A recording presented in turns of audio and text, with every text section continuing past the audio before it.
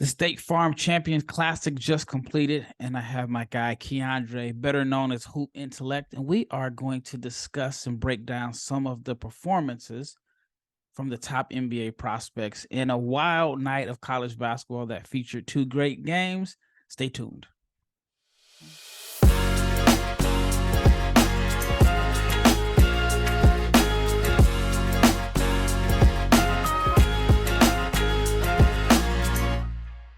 Big shout out to each and every person who has made the Locked On NBA Big Board podcast your first listen of the day. I'm your host, Rafael Barlowe, the founder of NBA Draft Junkies and the director of scouting for NBA Big Board. And my guest today is a special guest. It's the king of YouTube himself, Keandre, Mr. Hoop Intellect. If you watch prospect breakdowns on YouTube, then I'm sure you have come across his videos. He's one of the best in the business. I know when I was heavy into videos, I haven't been able to make them. I haven't had the time, but his videos are always killing mine as far as the content. I used to wonder, like, how much time does he put into a video? Keandre, man, what's going on? Hey man, I appreciate you having me on. Yeah, man, you've been always a big inspiration in the community and everything. So it's good to see you doing bigger things, just over the course of the year. So appreciate you having me on. Yeah, no problem. I wanted to do this for a while, and I was like, man, I want a different voice on here. So I shot him a message, and he came on after the game. So you just released your a video. Was it like your first impressions video? Yeah, I did a little first impressions video from like the first week of stuff and just kind of talked about some of the top prospects. Obviously, this year is a little bit different. I kind of explained in there, but you got the Thompson twins, Victor Wembanyama, Scoot Henderson not playing college basketball, and then all the injuries. So it's kind of made it a little bit different than some other years, but we still got into a lot of things. Yeah, this was a weird year before the injury. So you got Dariq Whitehead, who's not playing. Cam Whitmore hasn't played. It's been a weird year, but let's talk about tonight's games. Let's just start off with the Kansas and the Duke game. Kansas won. Coming into the game, who was your top NBA prospect in this game? Yeah, coming into the game, my top NBA prospect was probably Derek Lively. Um, Obviously, he's kind of working his way back from injury, so it's kind of a time will tell with him just kind of getting a better look at him and everything. But he was definitely the top prospect for me coming into this game, having somewhere in that sort of late lottery range for me. Well, what did you think of his performance? 21 minutes, 2 for 3 from the floor. His 2 points were tip dunks, 4 points, 5 rebounds.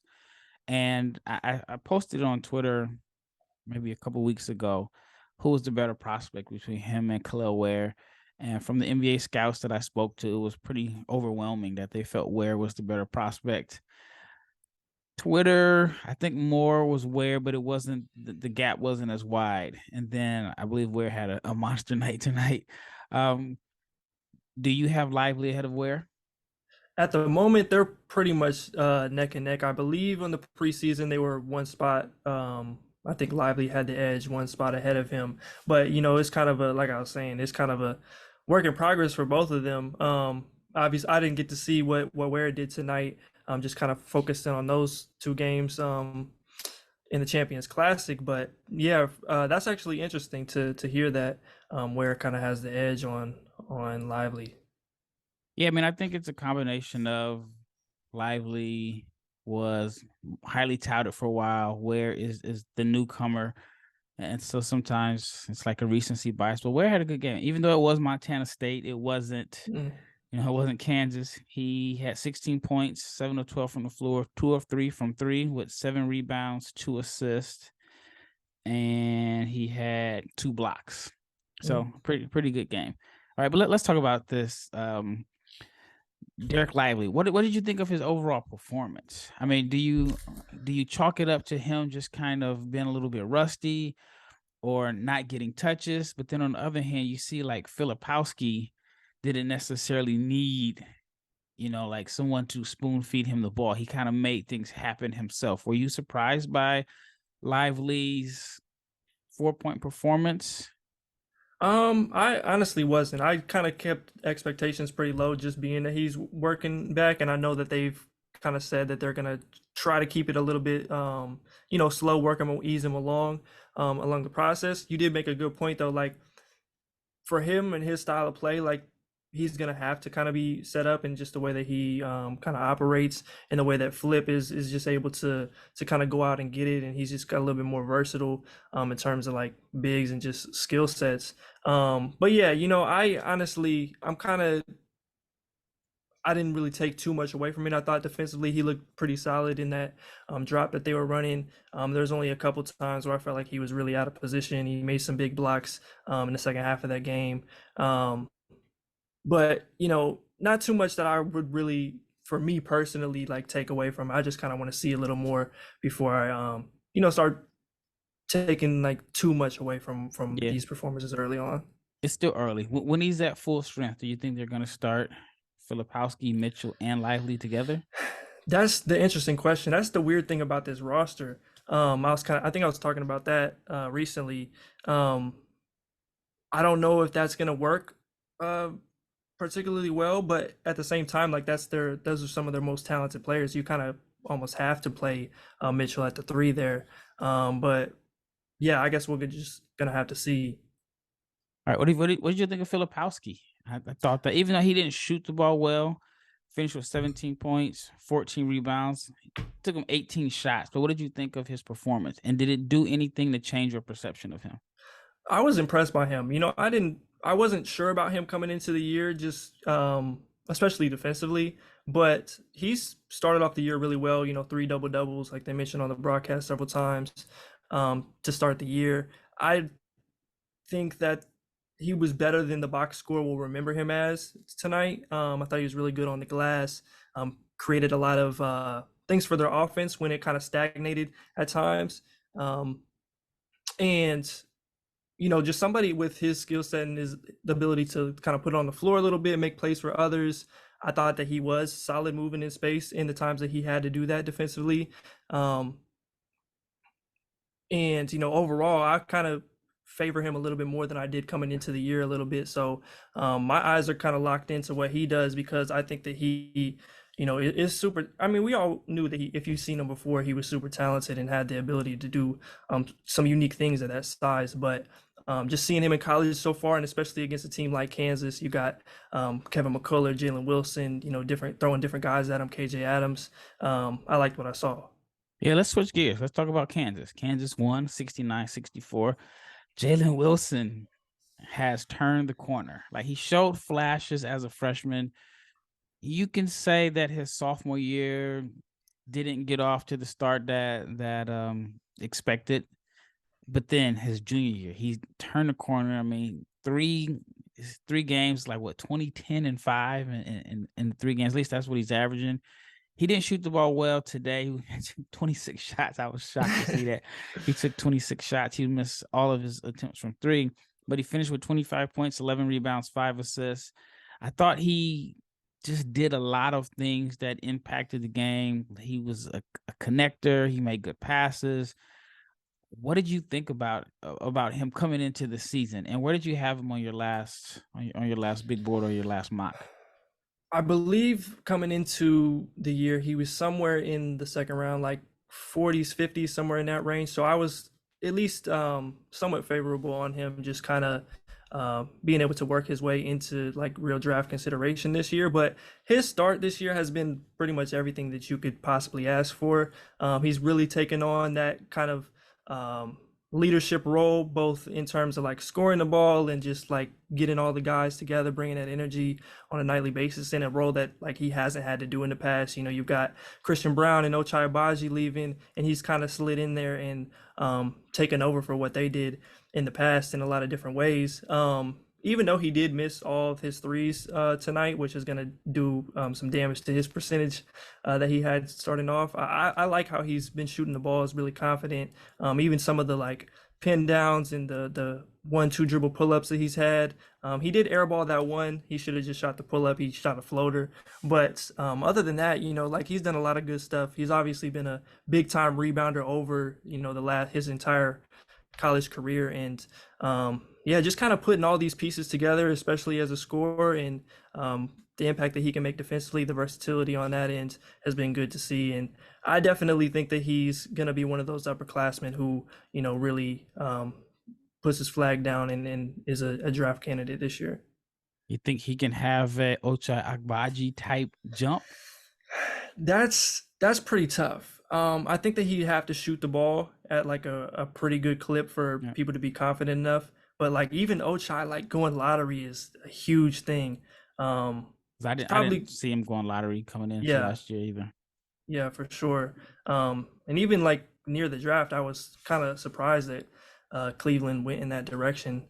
But yeah, that's gonna be tough. I still think that he, at least late first round isn't outside the realm of possibilities for him. Yep. All right. When we return, I want to get Keandre's thoughts on Grady Dick and, of course, a few of the Duke prospects, and also Kevin McCullough Jr. But I want to talk to you about a new sponsor, Turo. Turo is the world's largest car sharing marketplace. With Turo, you can book any car you want, wherever you want, and it comes from a community of local hosts.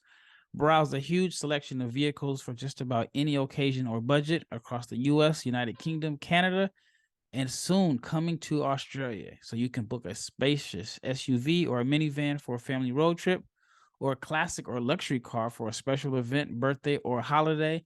You can find affordable economy cars if you're on a budget, or you can find an economy car if you just need to get from point A to point B. You can test drive that new electric vehicle that you've had your eye on to see how it fits in your everyday life. And I can speak from experience. I did that. I wanted an electric vehicle. I got on Toro. I rented, well, I guess it's not necessarily rented, but I did the car sharing with the BMW electric car, and I realized that it's not for me. Almost ran out of juice a couple times. But many Toro hosts can deliver the car right to you. Every trip is backed by liability insurance. Terms and conditions and exclusions apply. Forget boring rental cars and find your drive at Turo.com. Can we pause this podcast for a second? Okay. Is it pause? Great, because you got to try this. And I'm talking about Built Bar's new reimagined flavors. They have cookie dough topper, coconut brownie bar, and coconut brownie topper. Now there's white peppermint granola. It is Built's take on the granola bar, so it's more filling and still insanely tasty. And candy cane brownie puff. Built puffs are like biting into the universe's most delicious cloud. First off, anyone who has not tried Built Bars before, they're literally the best tasting protein bars ever built. They're revolutionizing nutrition as we know it with 100% real chocolate, 17 grams of protein, and shockingly low sugar and calories, just 130 calories. So Built Bar, you have to try this. Get 15% off your order right now and use the code LOCKEDON15 at built.com. That is LOCKEDON15 at built.com to get 15% off of your next order. All right, big shout out and big thank you to each and every person that has made the Locked On NBA Big Board podcast your first listen of the day.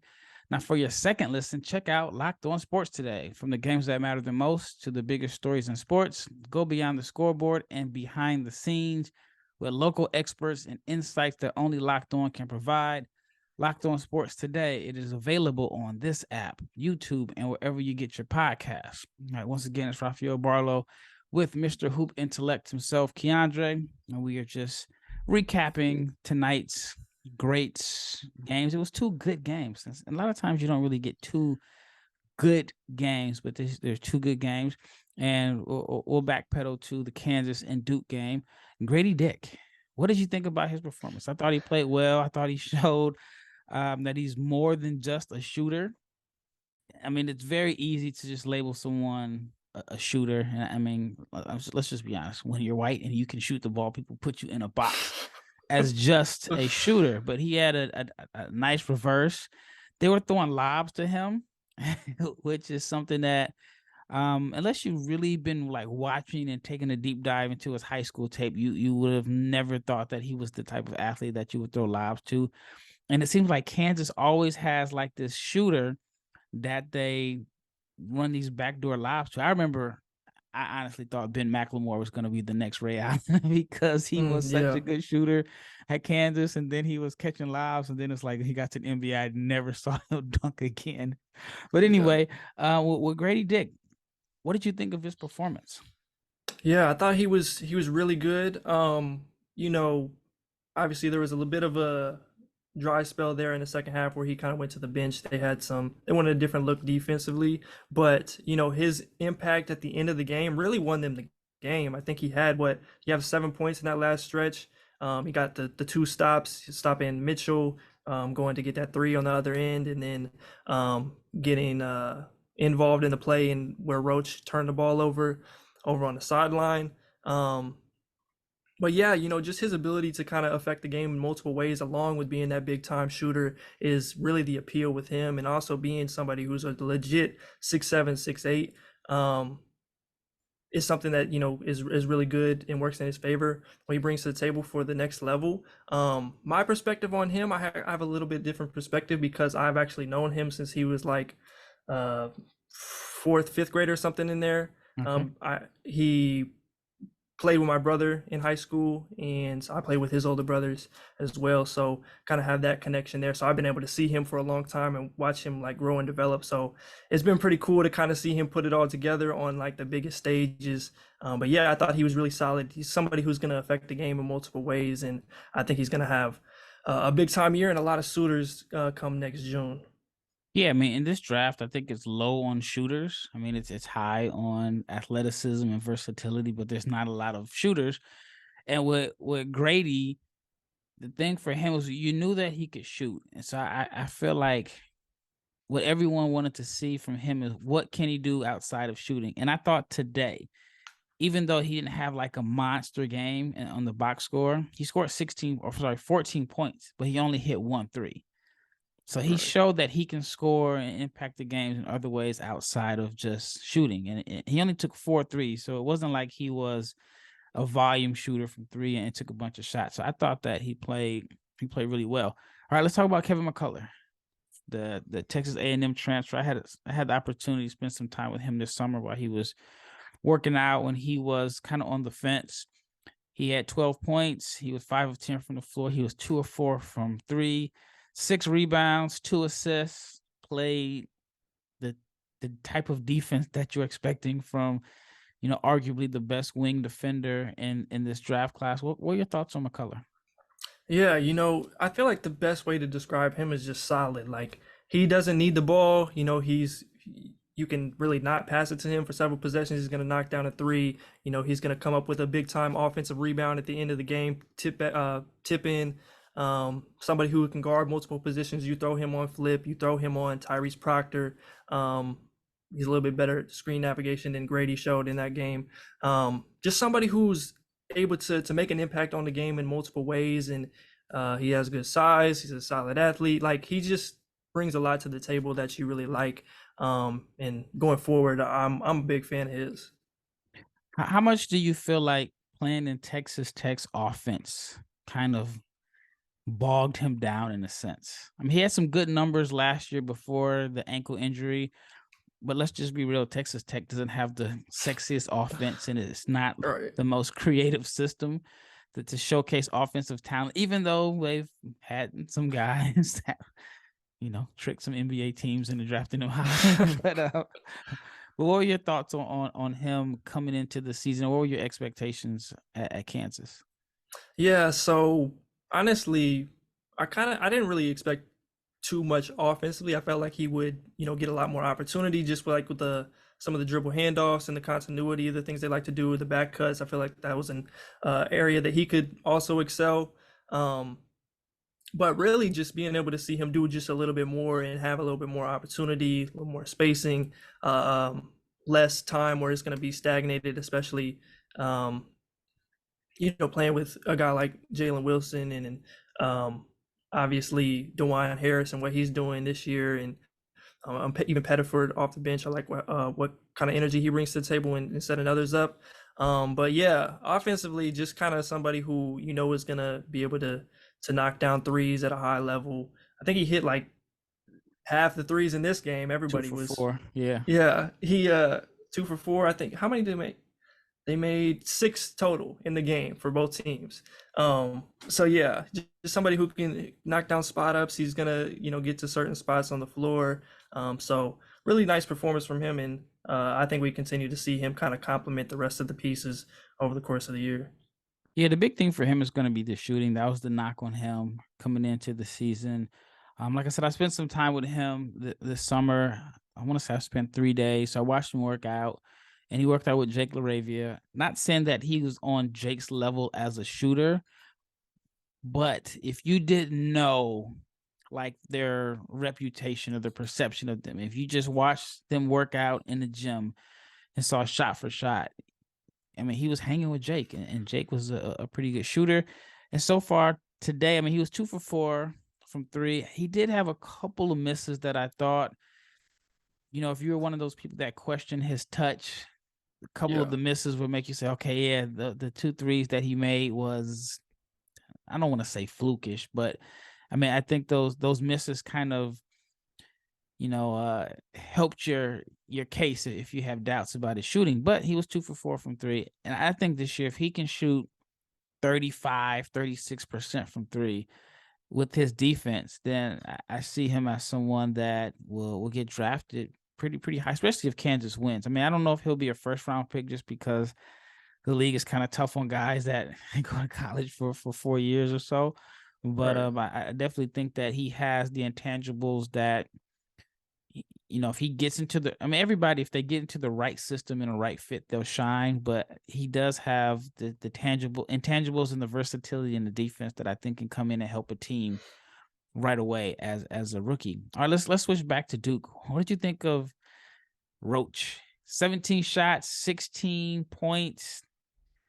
Do you think that he is an NBA prospect? I know I just did I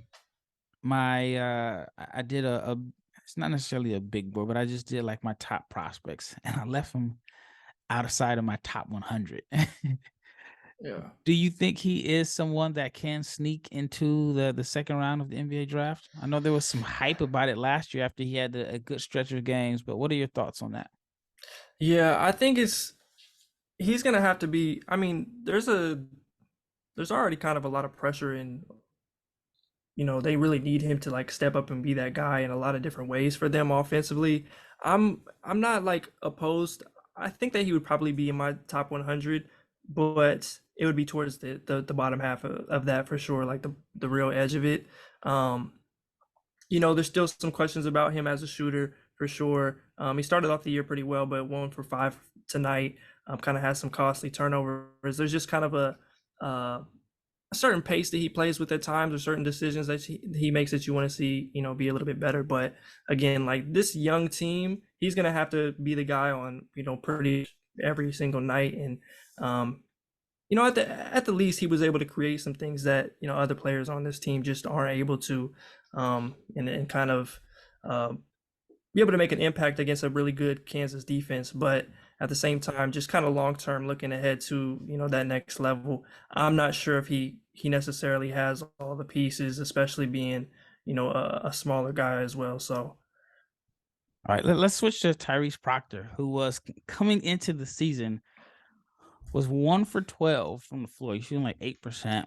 Got off to a really tough start in the first half. He kind of turned it up a little bit in the second half. He finished 3 for 9 from the floor, 1 of 5 from three, had 9 points, 3 rebounds, 3 assists. What are your thoughts on Proctor? yeah, I was pretty high on him coming into the year. I felt like he had real first round potential. Just like with the stuff that he's shown in the past and FIBA and things of that nature. But it has been a really cold start for him. He's looked really uncomfortable, super young, just especially even into the first half of this game. But the good thing for him was, seeing him come out in that second half and knock down those two, that turnaround, and then that other mid-range jumper. I think he hit a three after that as well, if I'm not mistaken. And that was good to see. Like you said, like you mentioned, he started off 1 for 12. And then after that, he even looked a little bit more comfortable making plays out of the pick and roll, hit those corner reads a couple times that were really nice to see. I think that might be more of a 2-year player. We'll see what happens down the stretch of this season if he can kind of be that guy for them. Because they're with we'll see what Derek can do, but they're gonna need what they can get out of him as well. Especially if he goes to the bench and just seeing what he is able to do in that kind of role. But yeah, I'm just kind of waiting and seeing with him as well, just because it has been such a weird start for him. Yeah, one of the things I did like out of him was that even though he was, I mean, in a crazy, terrible shooting slump, he still remained confident. He didn't seem like Yeah. he was, trying to overpass and like he was afraid of the ball, afraid of the moment. So I love confident guys, and he came out in the second half and he went right to his pull up, which was kind of one of the things that I wanted to see out of him. I didn't think that he showed a lot of attempts from pulling up. It was mostly like coming into the season, I saw layups and threes. And so for him to come in and shoot a shot that isn't really considered his strength when he's in a shooting slump showed me something. All right. When we return, we will cover the Michigan State and Kentucky game. We'll talk about the prospects in that game. But betonline.net is your number one source for sports betting info, stats, news, and analysis. You can get the latest odds and trends for every professional and amateur league out there, from football to basketball to soccer and esports. They have it all at betonline.net. And if you love sports podcasts, you can find those at BetOnline as well. BetOnline is always the fastest and the easiest way to get your betting fix. Head to the website today and use your mobile device to learn more. And that's because BetOnline is where the game starts. All right, last segment. Once again, it's Rafael Barlowe with Keandre, Mr. Hoop Intellect himself. And I feel like we've spent pretty much the entire podcast talking about Duke and Kansas, but there was a game before that, and it was a really exciting game that went into multiple overtimes. Michigan State versus Kentucky. Now, coming into the game, if you just look at the roster from an NBA prospect perspective, it was clearly lopsided with Kentucky. And Right. Cason Wallace is kind of like the headliner for Kentucky as far as like NBA prospects. A lot of people have him as a top 10 pick. He's drawn comparisons to Drew Holiday. And he did not disappoint on the defensive end. He had, I mean, was it 7 steals? That was like, that's what I Yeah, saw. he ended up with 8. Ended up with 8 steals. What did you Yeah. think of Cason's performance?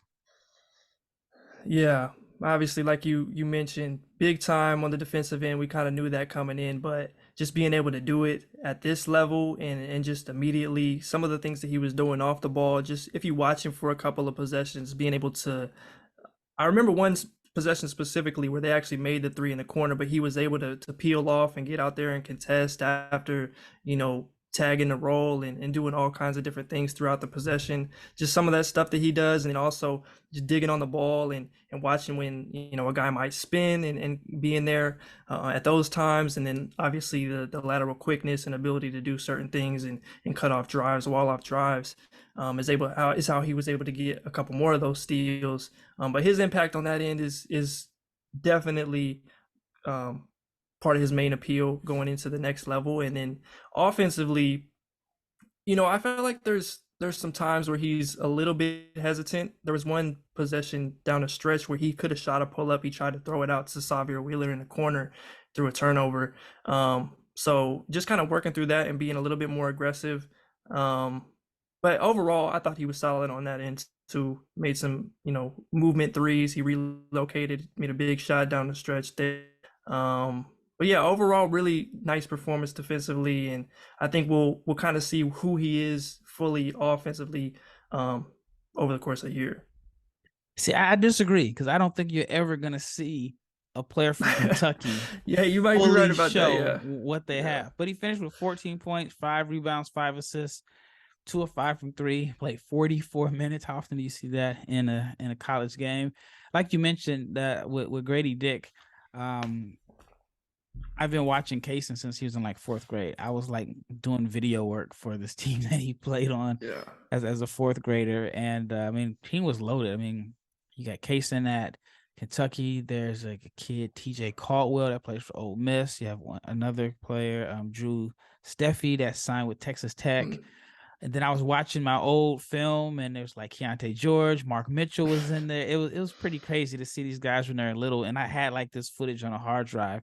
So I've been rooting for him. I'm a big fan of his brother's brother plays for the Clippers G League team, and so I mean, just definitely rooting for Case and Oscar Tshiebwe. He is like my favorite hustle guy. Like, like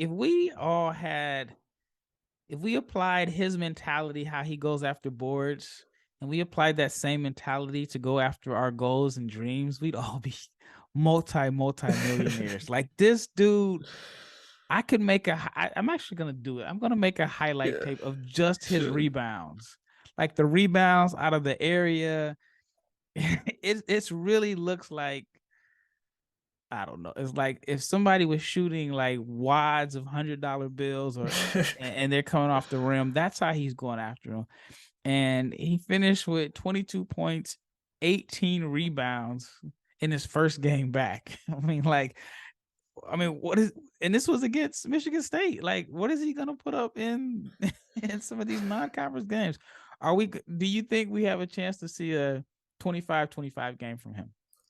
Oh yeah. There's no number that I like. Well, there is a certain number, but like most numbers, I really believe that he could get on a nightly basis. Just that tenacity, the he just keeps going throughout the game. It could be the last second of the game, first second. He's gonna find a way to get in there, whether it's on a free throw or whatever it is. It just seems like he's always coming up with the rebounds.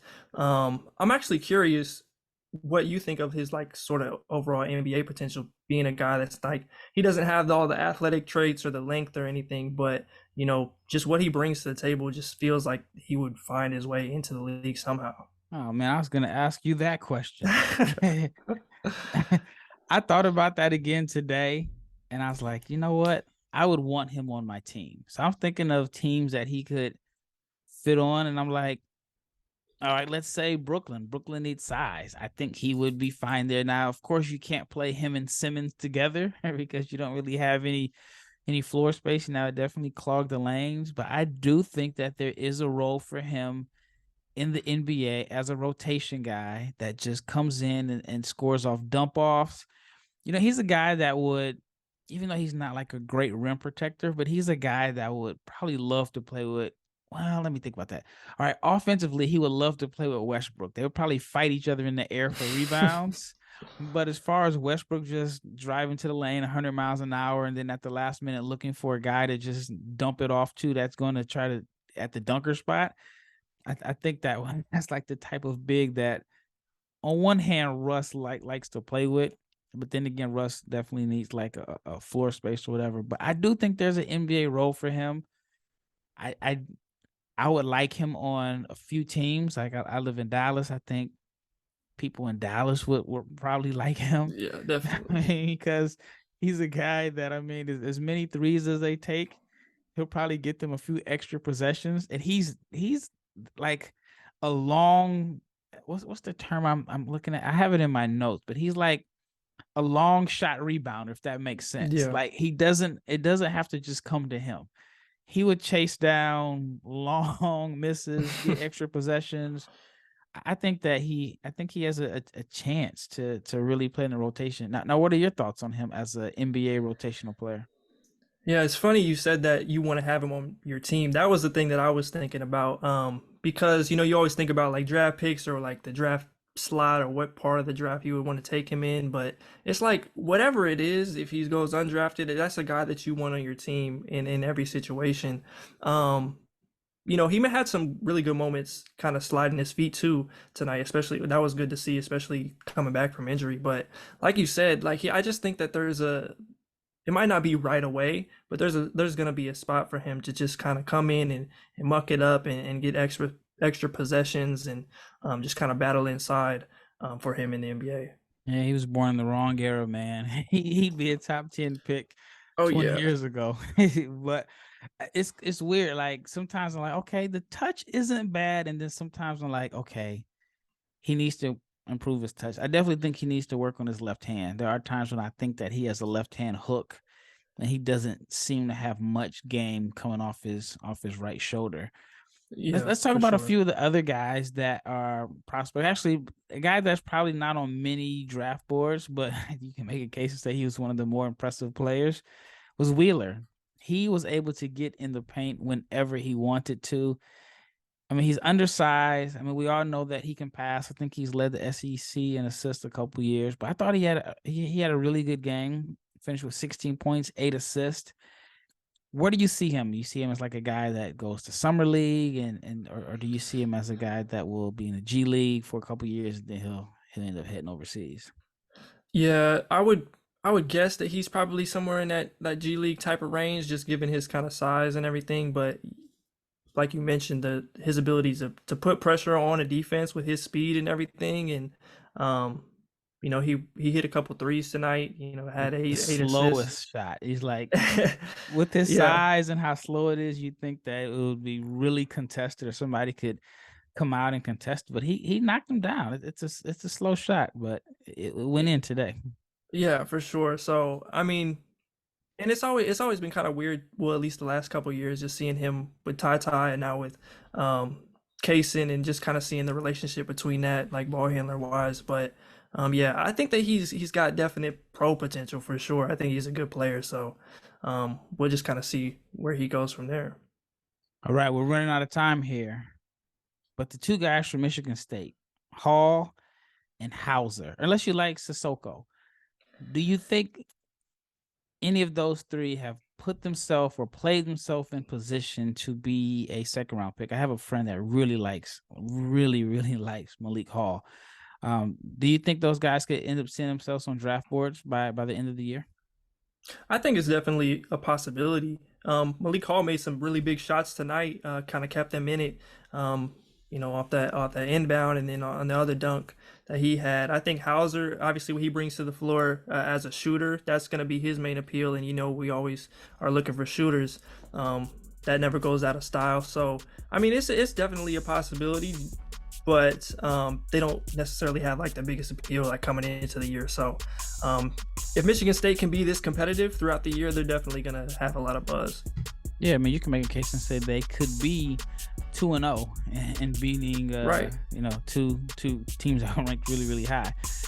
All right, well, that wraps up this episode, man. We'll have to do it again. I appreciate you for coming on last minute, and thank you, the listener, for making Locked On NBA Big Board your first listen of the day. For your next listen, check out the Locked On Sports Today podcast. Catch up on the biggest stories of the day in sports. Plus, get instant reactions, big game recaps, and the take of the day. That is Locked On Sports Today, available on the Odyssey app, YouTube, or wherever you get your podcasts. I'm Rafael Barlowe. He is Keandre, a.k.a. Mr. Hoop Intellect. And we are out.